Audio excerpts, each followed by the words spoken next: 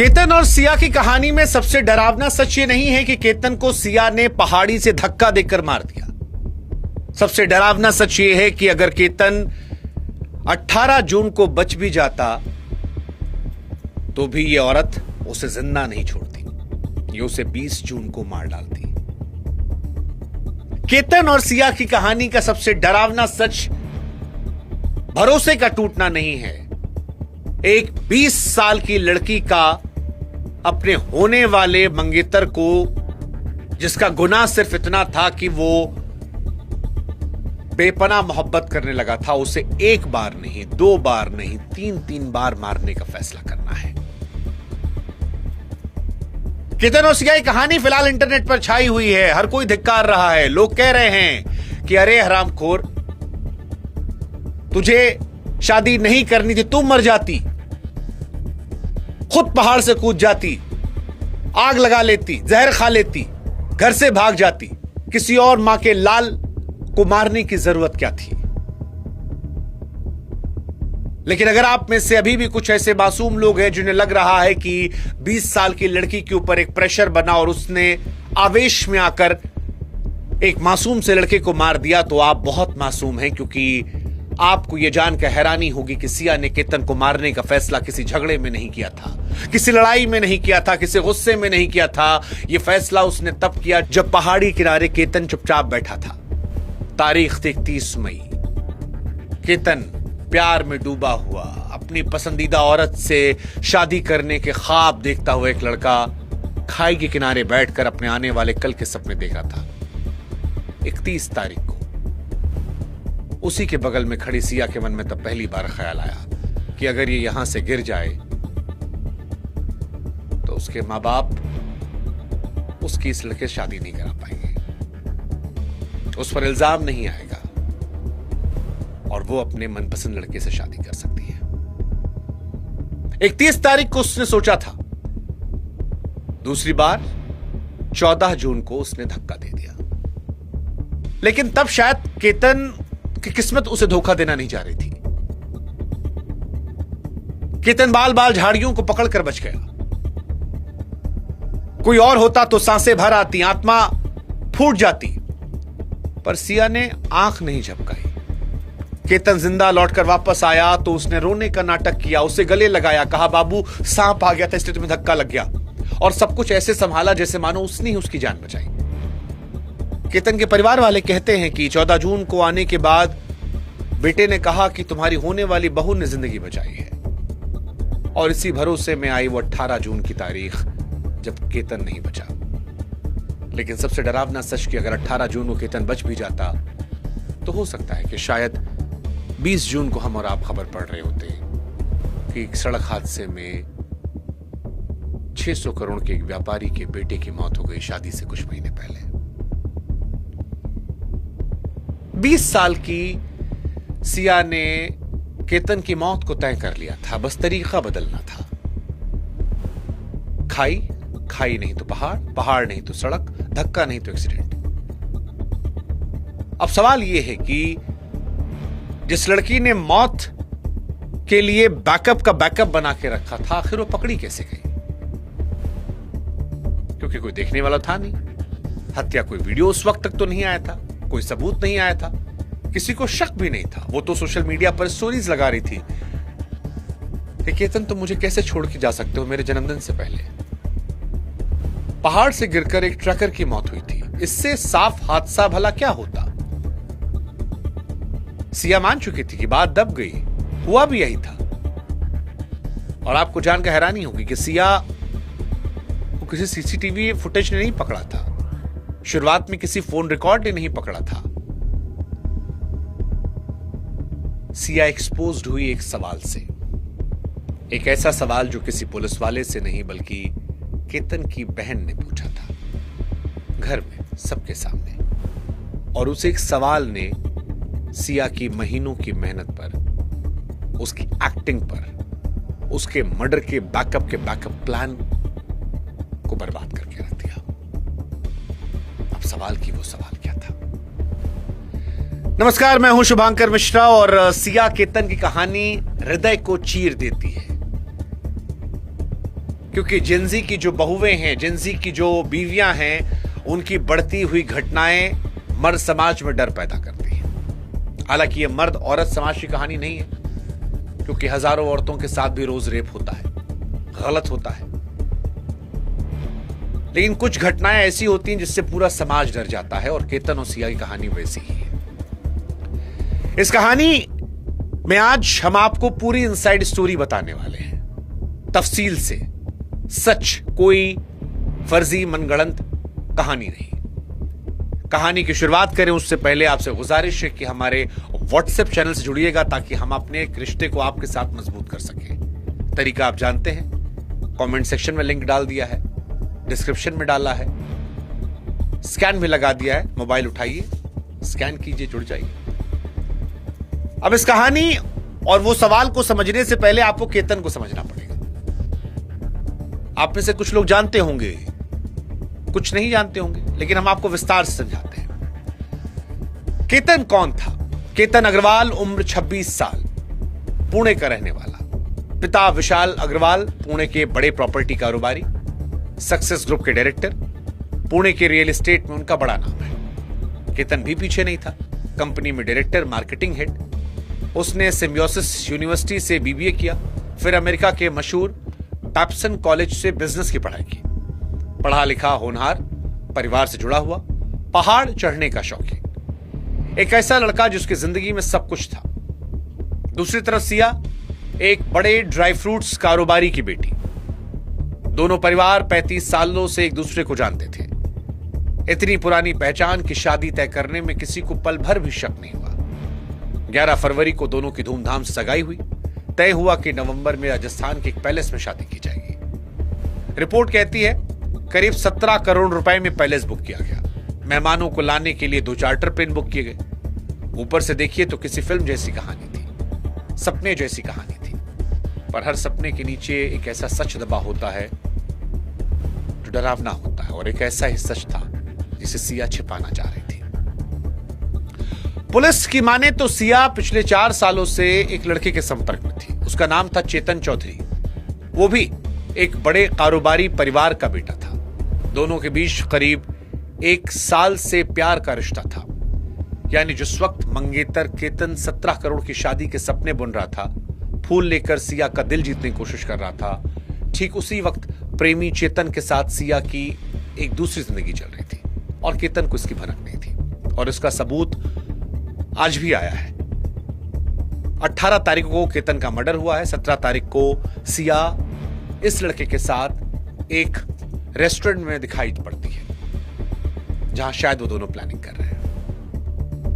कई लोग social media पर लिख रहे थे कि सिया की कहानी यह साबित करती है कि महिलाएं जो होती हैं वो पैसों के पीछे नहीं भागती हैं। नहीं भागती होंगी, कम से कम वो तो नहीं भागती होंगी जो अमीर होंगी। क्योंकि अगर आपको ये लगता है कि केतन के पास 600 करोड़ की प्रॉपर्टी थी और उसके पिता एक रियल एस्टेट बिजनेसमैन थे, वो उस कंपनी में मार्केटिंग हेड था, डायरेक्टर था, तो जिस सिया ने उसके कत्ल की साजिश 14 जून, 18 जून और उसके बाद 20 जून को बैकअप प्लान के तौर पर तैयार कर रखी थी, वो भी एक बड़े बिजनेसमैन की बेटी है। हाँ, ड्राई फ्रूट कंपनी के ओनर हैं, रईस आदमी हैं सिया के पिताजी। और जिस लड़के से वो प्यार करती थी, वो चौधरी, वो भी एक बिजनेसमैन का बेटा है। तो सोशल मीडिया पर जिन लोगों ने ये कहानी निकाली कि पैसे के पीछे नहीं पागल थे, पैसे वालों को पैसों की कीमत नहीं होती है, उनके लिए बाकी चीजें मैटर करती है, और ये केतन और सिया की कहानी में है। खैर, केतन एक तरफ मंगेतर से शादी के सपने बुन रहा था, फूल लेकर सिया का दिल जीतने की कोशिश कर रहा था। उसी वक्त सिया की एक दूसरी जिंदगी चल रही थी। अब कहानी का एक दुखद हिस्सा यह है कि सोशल मीडिया पर सिया केतन के साथ एक के बाद एक प्यार भरी पोस्ट डाल रही थी। प्रपोज की तस्वीर, फूलों वाले पल, डांस करने की वीडियो, सगाई के बाद केक की तस्वीर। उस पर लिखा कि मेरे दिल को उसका घर मिले 1 महीना पूरा हुआ। अब आप सोचिए कि जिस वक्त वो ये सब लिख रही थी, उसी वक्त वो एक दूसरे लड़के के साथ मिलकर इसको मारने की प्लानिंग कर रही थी। वो लड़का जो गर्मी के दिन में हुडी पहने जा रहा था, वो लड़का जो केतन की मौत से एक दिन पहले रेस्टोरेंट में मिल रहा था। अब सवाल आपके मन में आएगा कि अगर सिया एक अमीर बाप की बेटी थी और ये दूसरा वाला लड़का जो है ये भी अमीर था, तो फिर सिया की ऐसी मजबूरी क्या थी कि उसे एक दूसरे अमीर लड़के केतन से शादी करनी पड़ती और उसी के लिए उसने कत्ल किया। ये सवाल आपके मन में आ रहा होगा कि अगर सिया शादी नहीं करना चाह रही थी तो कत्ल क्यों किया, बात क्यों नहीं की, सगाई क्यों नहीं की, प्रेमी के साथ भाग क्यों नहीं गई। इसकी कुछ वजह सामने आई है। पहला, पुलिस के मुताबिक सिया मन से शादी के लिए तैयार नहीं थी, वो परिवार के दबाव में रिश्ता निभा रही थी। रिश्ता क्यों निभा रही थी? क्योंकि सिया और केतन के पिता 35 सालों से एक दूसरे के दोस्त थे। उन्होंने ऑप्शन ही नहीं दिया कि तुम कहीं और शादी करो।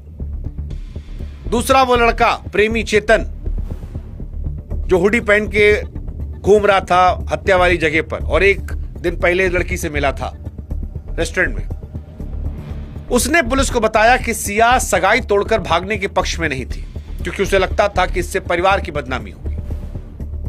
अब आप सोचिए कि एक लड़के को मार इसलिए डाला गया क्योंकि परिवार की इज्जत बचानी थी, भागने में बदनामी थी। इसलिए जब पहाड़ी पर बैठी थी वो, तो उसने पहाड़ी पर बैठ के सोचा कि अगर ये मर जाए, गिर जाए खुद से, तो ना हम बदनाम होंगे, ना परिवार की इज्जत जाएगी, ना हमको अगले वाले से शादी करने से कोई मना करेगा। सिया ने केतन को इसलिए मार दिया क्योंकि उसकी नजर में एक इंसान की जान अपने परिवार की बदनामी सस्ती थी, और इस सोच में चेतन भी शामिल था, क्योंकि वो प्यार में पगलाया हुआ था। उसे लग रहा था सिया हमेशा के लिए दूर जा रही है, उसे खोने का डर था। इसलिए उसने सिया को रोका नहीं, साथ देने को तैयार हुए कि नेचुरल डेथ दिखा देंगे। अब सवाल है कि इस साजिश की शुरुआत कैसे हुई, कैसे सिया ने चेतन के साथ मिलकर केतन को मारा। तो देखिए, सगाई होने के बाद केतन सिया के प्यार में पड़ने लगा। वो अपनी फियांसे को अक्सर घुमाने ले जाता, क्योंकि उसे ट्रैकिंग का जुनून था। इसलिए वो लोहगढ़ किले ले गया था, जमीन से 3000 फीट से भी ऊंचा, ऊपर पहुंचने में करीब 1 घंटा। और यहीं पे रिपोर्ट बताती है कि 31 मई को जब दोनों सबसे ऊपर चोटी पर थे, तब सिया के मन में पहली बार वो ख्याल आया कि अगर इसको नीचे धक्का दे दें तो किसी को शक भी नहीं होगा, मौत भी हो जाएगी और लगेगा एक हादसा था। और ये यहीं से प्लानिंग शुरू हुई। 4 जून को उसने फिर जिद की कि उसे लोहगढ़ जाना है। इस बार केतन के घर वालों ने मना कर दिया। फिर 6 जून को केतन, उसकी बहन, एक दोस्त और सिया को बाली घूमने जाना था। टिकट बुक थे, सब फ्लाइट पकड़ने के लिए, लेकिन सिया को केतन के साथ नहीं जाना था। सिया ने पहले ही चुपके से केतन का पासपोर्ट अपने पास रख लिया था। रास्ते में रेस्टोरेंट पर गाड़ी रुकवाई, वॉशरूम गई और केतन के पासपोर्ट के टुकड़े टुकड़े करके फ्लश में बहा दिए। अब एयरपोर्ट पर क्योंकि पासपोर्ट नहीं मिला, इसलिए ट्रिप कैंसिल हो गई। किसी को अंदाजा भी नहीं हुआ कि वो भी एक सोची समझी साजिश थी।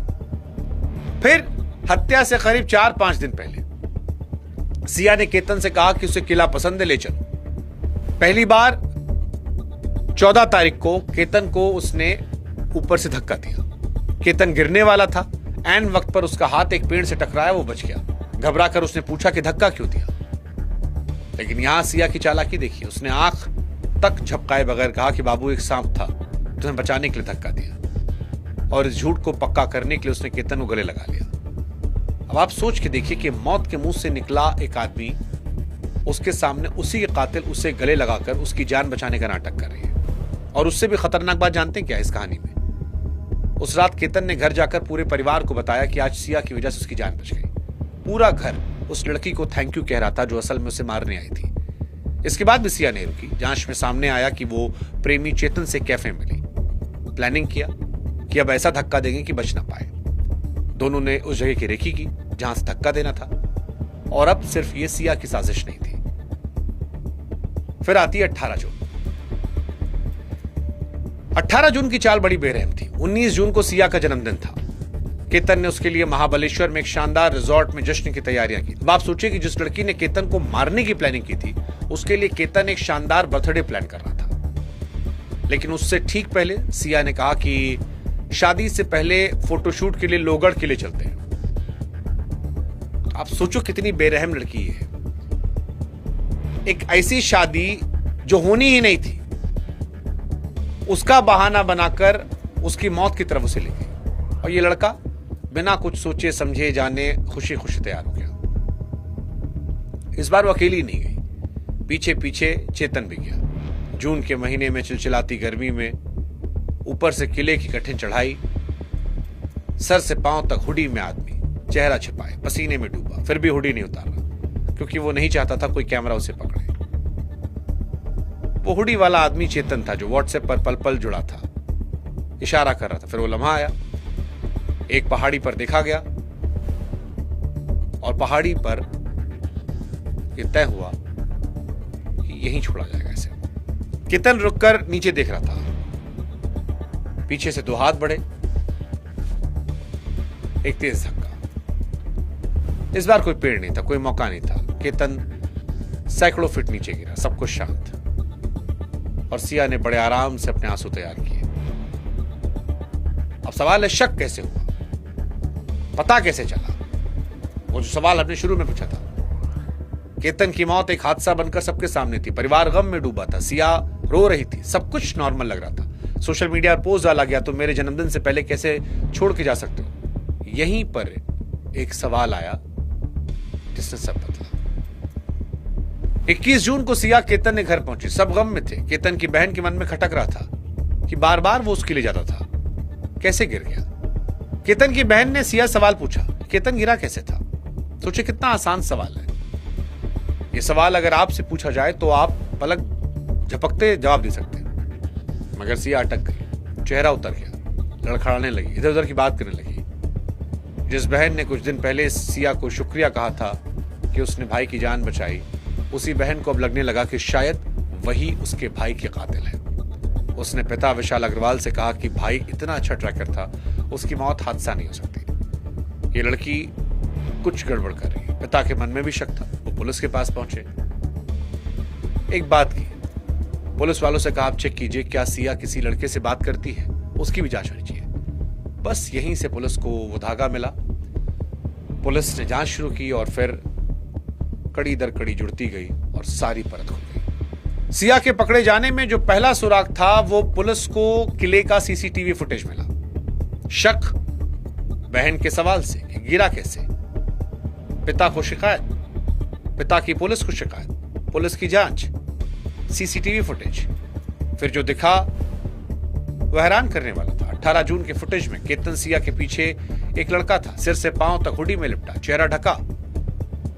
पुलिस को यही शक हुआ कि एक हादसे में भला कोई अपना मुंह क्यों छिपाएगा। यह पहला सुराग था कि उस दिन किले पर एक तीसरा इंसान मौजूद था। फिर पुलिस की नजर सिया के फोन पर गई। यहां जो निकला वो झटका था। एक नंबर जिस पर पुलिस के मुताबिक सिया ने जनवरी से लेकर हत्या वाली सुबह तक करीब 2004 कॉल किए थे। कुल बातचीत 348 घंटे। और यह नंबर निकला हुडी वाले का, चेतन का, वही प्रेमी। अब हुडी वाले की तस्वीर साफ होने लगी। फिर चेतन के फोन की लोकेशन निकाली गई। 18 जून को पुणे में अपने ऑफिस से मिली। चेतन ने अपने बचने का रास्ता साफ रखा था, फोन ऑफिस में। अब सवाल कि अगर वो ऑफिस में था तो किले पर कैसे हो सकता है? लेकिन यहीं पर छोटी सी बात कुछ और कह रही थी। उस पूरे दिन चेतन का इंटरनेट बंद था। ठीक उसी दिन जब किले में हुडी वाला लड़का व्हाट्सएप पर सिया से बात कर रहा था। फोन ऑफिस से मौजूद लेकिन इंटरनेट बंद। यह संयोग नहीं था। पुलिस सीधे चेतन के ऑफिस पहुंची। उसने पूरे यकीन से कहा कि वो दिन भर यहीं था। तभी ऑफिस के कर्मचारी ने वो बात कह दी जिससे सारा खेल पलटा। उसने बताया कि उस दिन उसका फोन लेकर वो गया था। पुलिस ने उस कर्मचारी के फोन की लोकेशन निकाली और वो फोन 18 जून को ठीक लोगढ़ किले में पाई गई। अब पूरी तस्वीर साफ थी। चेतन ने अपना फोन जानबूझकर ऑफिस में छोड़ा ताकि लोकेशन से लगे वो वही है, और अपने ऑफिस के किसी और का फोन लेकर वो किले तक गया। सबूत छिपाने की यह चालाकी गलती बन गई। अब पुलिस के पास सब कुछ था। 22 जून को चेतन को पकड़ा गया, थोड़ा टाइट किया गया, उसने सब बड़बड़ा दिया। अगले दिन सिया पकड़ी गई। पुलिस के सामने दोनों की हिम्मत जवाब दी और दोनों ने अपने जुर्म को कबूल कर लिया। अब वापस लौटते उस सवाल पर जो आपके मन में था कि वो कौन सवाल था जिसने पूरी साजिश का धागा खोला। वो बस इतना सा था कि केतन आखिर गिरा कैसे। एक मामूली सा सीधा सवाल जिसका जवाब कोई बेगुनाह बिना सोचे समझे दे सकता था, पर यही मामूली सा जवाब सिया की पूरी साजिश को बेनकाब करता है। सिया ने महीनों लगाकर ऐसी साजिश बुनी जो शायद कानून की हर जांच से निकल पाती। सीसीटीवी, फोन रिकॉर्ड, लोकेशन, इन सबको उसने चकमा दे दिया था। और सच कहें तो आखिर पकड़ा भी उसे इन्हीं सबूतों ने। पर इन सबूतों तक पुलिस पहुंची तब जब बहन ने उस सवाल पूछा कि वो गिरा कैसे। कानून को चलने के लिए शक की चिंगारी चाहिए थी और चिंगारी बहन के दिल ने, जो अपने भाई को अच्छी तरह जानती थी, वहां से निकली। कानून सब ढूंढता रहता है, लेकिन अपनापन जो है वो झूठ को सूंघ लेता है। सिया ने हर अपने को धोखा दिया, बस वो एक बहन को नहीं दे पाई जिसने नहीं माना कि उसका भाई यूं ही गिर सकता है।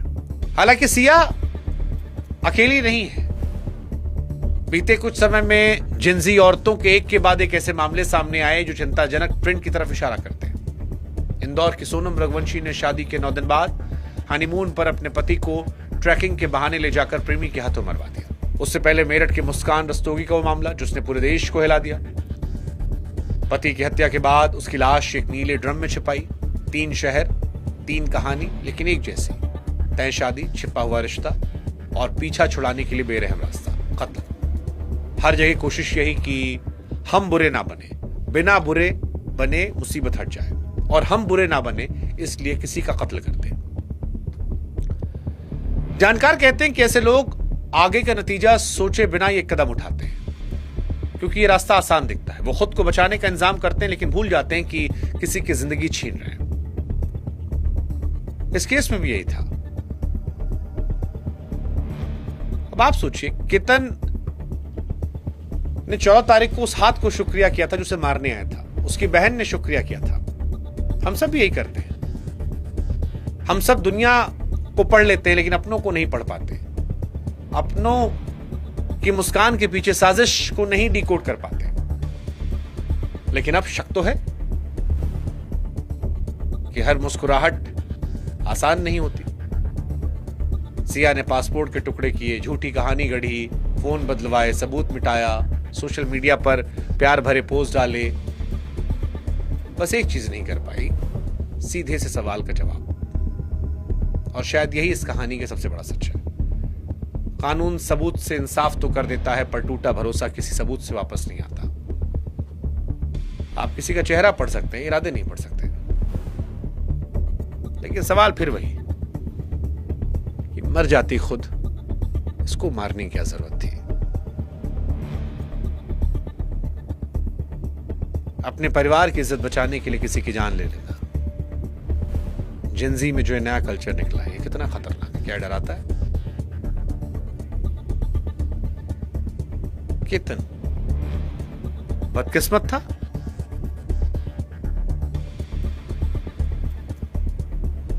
या निश्चल प्यार उसकी मौत की वजह बना? कमेंट सेक्शन आपका इंतजार कर रहा है।